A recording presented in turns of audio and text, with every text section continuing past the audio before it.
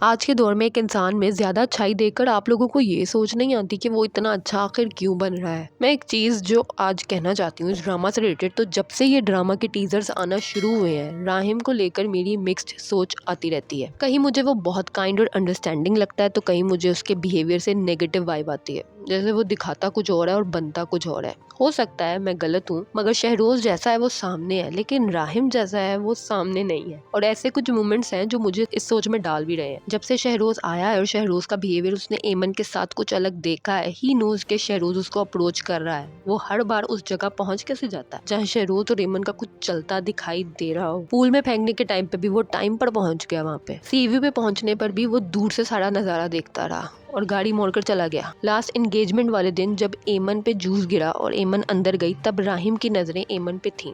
उसके expression change हुए थे और ये चीज किसी टीजर का हिस्सा नहीं थी। ये बात एपिसोड में थी और काफी साफ दिखाई दी थी। अब मोटिव कुछ भी हो, चाहे शहरोज को सबक सिखाना हो कि उसने माँ का सारा प्यार खुद बटोर लिया, इसके अलावा मुझे कुछ समझ नहीं आ रहा, मगर राहिम मुझे सीधा नहीं लग रहा। और हॉस्पिटल में एमन का ऑक्सीजन मास्क आखिर किसने उतारा? क्योंकि ये आफिया जी के भेजे गए आदमी का हाथ नहीं है। या तो ये ट्विस्टेड प्रोमो है, लाइक वो डॉक्टर होगा, या फिर ये राहिम है बहुत छुपा रुस्तम बनकर प्लॉटिंग कर रहा है। और ड्रामा के मेन टाइटल इमेज में राहिम ने ग्लव्स पहने हैं और एक माइंड से गेम्स खेलने वाला इंसान सबूत नहीं छोड़ता। तो इस चीज की डिपिक्शन लग रही है, हर चीज करेगा कोई और प्लान राहिम का होगा। ये मेरी थॉट्स हैं जो टीजर के टाइम से मेरे माइंड में आती रही हैं। तो मुझे यहाँ आप सबसे शेयर करना जरूरी लगा। इफ यू एग्री तो आप कमेंट सेक्शन में बोल सकते हो। मुझे पता है आप में से बहुत लोग मुझसे एग्री नहीं करेंगे, हो सकता है मैं गलत भी हूँ, मगर जुनून टाइप थिंग तो देखने मिलेगी और राहिम सीधेपन से जुनून नहीं दिखा सकता। अब आगे बढ़ते हैं एपिसोड की तरफ। जैसे इस आदमी को आफिया जी ने कॉल करके हेल्प के लिए बुलाया और फिर जैसे इस आदमी का स्लो मोशन में सीन कैप्चर हुआ, तो मुझे यही लगा था कि ये आदमी एमन के मर्डर के लिए हायर किया गया है। मगर सारी सिचुएशन को हाइप देकर कुछ बड़ा नहीं किया गया इस एपिसोड में, और वो बस राहिम को हॉस्पिटल के नाम पे घुमाने का काम करते रहे। कहीं कहीं पे हो जाता है, समझ आता है, पर मेरे लिए सीन कॉमेडी से कम नहीं था।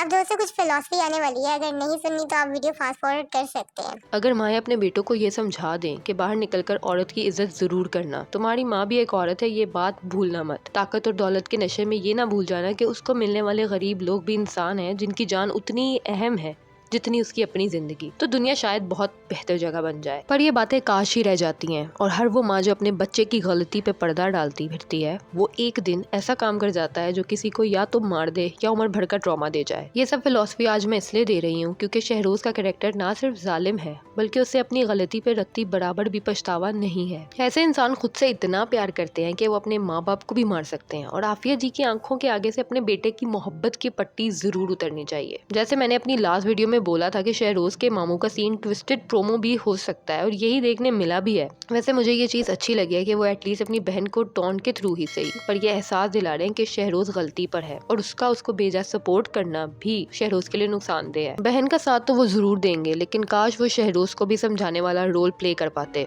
आप एक माँ होने का फर्ज निभाइए, मैं एक इंसान होने का फर्ज निभाता हूँ। If I talk about Rahim, तो क्या एक्सेप्शनल डायलॉग्स दिए गए हैं। हीरो में हीरो वाली बात तो है। इसके अलावा मुझे राहिम और माहीन का सीन बहुत पसंद आया। जिस तरह से माहीन ने अपनी इनसिक्योरिटीज को उसके सामने रखा है, ऐसी कम्युनिकेशन दोनों पार्टनर्स में होनी चाहिए। पर राहिम की सिचुएशन ऐसी नहीं थी कि वो माहीन को कंसोल कर पाता, और उस सिचुएशन में माहीन ने राहिम को काफी हद तक अंडरस्टैंड भी किया है। उसके बाद राहिम को जैसे एमन के ग्लिम्पसेस दिखाई दे रहे थे, वो सीन काफी इंटेंस था। जैसे वो खुद को कोस रहा हो कि वो एमन को बचा सकता था, मगर वो कुछ कर ना सका, और उसका ये गिल्ट उसके खामोश एक्सप्रेशन में भी क्लियरली दिख रहा था। होटल के स्टाफ का सीन भी काफी इंटरेस्टिंग था। स्टाफ की एक लड़की आग लगाने का काम तो कर रही थी, मगर बाकी लड़कियों ने एमन से रिलेटेड अच्छी बातें ही कही हैं। ये काफी रियलिस्टिक सीन लगा मुझे, क्योंकि अगर सब लड़कियां कोई ग्रज रख कर बात करती तो मैं यही कहती कि यहाँ एक औरत ही दूसरी औरत की दुश्मन है, लेकिन हकीकत में ऐसा होता नहीं है। तो इस कॉन्वर्सेशन में मुझे कोई नफरत नहीं दिखी, और ये रियलिटी के ज्यादा नजदीक बात भी है कि अगर एक लड़की के साथ कोई हादसा हो तो सब लड़कियां कंसर्न शो करवाती हैं, और कोई एक ही होती है जो तीली लगाने का काम करती है,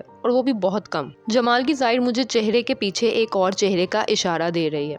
वो कंसर्न्ड है नो डाउट, बट कहीं ना कहीं वो शायद केस बनाकर होटल के थ्रू पैसा भी लेना चाहता है। स्टार्ट में हम सबने देखा है कि वो बिजनेस करना चाहता था, तो बिजनेस एक भारी अमाउंट से शुरू होता है। तो ये एक वैलिड पॉइंट है कि वो इस सिचुएशन को अपॉर्चुनिटी की तरह भी ले रहा हो। और जब एमन को होटल वालों की तरफ से प्राइवेट हॉस्पिटल में एडमिट किया गया, शायद उसने तब ये दिमाग भी लगाया होगा कि किसी तरह कॉम्पनसेशन के पैसे भी बनाए जाए। ये तो हो गई एपिसोड की बात, और अब आते हैं अपकमिंग प्रोमो पे। शहरोज इंतहा का चिल इंसान है। वो एक बार अटेम्प्ट कर चुका है और दोबारा अटेम्प्ट करके एमन को मारना चाहता है। परफॉर्मेंस माइंड ब्लोइंग है, वो देखने वालों को काफी इनसेंसिटिव भी लगा है, हेट भी आएगा इसके कैरेक्टर को लेकर। तो इन शॉर्ट लड़के ने पैसा वसूल परफॉर्मेंस दे दी है। प्रोमो में एसएचओ की जानिब से ये कहा गया है कि दुश्मन दोबारा भी आ सकता है, यानी आफिया जी ने जिस आदमी को भेजा वो एमन को मारने आया, मगर एमन मरने के बजाय होश में आ गई। सामने सामने नजर आने वाला एक कॉमन अंदाजा यही है कि आफिया जी का भेजा हुआ बंदा ही एमन को मारने का ट्राई करेगा। पर ये ड्रामा इतना सिंपल होता तो क्या ही बात थी। कुछ चीजें हैं जो पीछे छुपी हुई हैं, बैकग्राउंड में कुछ ऐसा चल रहा है, कोई ऐसी प्लानिंग चल रही है जो हमारे सामने नहीं आ रही, ऑडियंस के सामने नहीं आ रही, और वो चीज सामने आने में थोड़ा टाइम तो लगेगा ही। अब जो सामने है वो यही है कि सब टीजर्स में राहिम अरेस्ट किया गया है, तो ये ऑब्वियस है कि एमन नाम उसका ही लेगी। अब जो रीजंस मैंने कही हैं कि राहिम ने उसको बचाने के बजाय सीसीटीवी ऑफ करवाई और तभी एमन होश में आई, ये वजह बनेगी, या फिर एमन के होश में आने के बाद लॉयर भाई एमन को धमकाएंगे। तो नेक्स्ट वीक के एपिसोड काफी इंटरेस्टिंग होने वाली हैं, नए मिस्ट्री के चैप्टर्स भी खुलने वाले हैं, लेकिन इन सब के लिए हमें इंतजार करना होगा अगली एपिसोड का।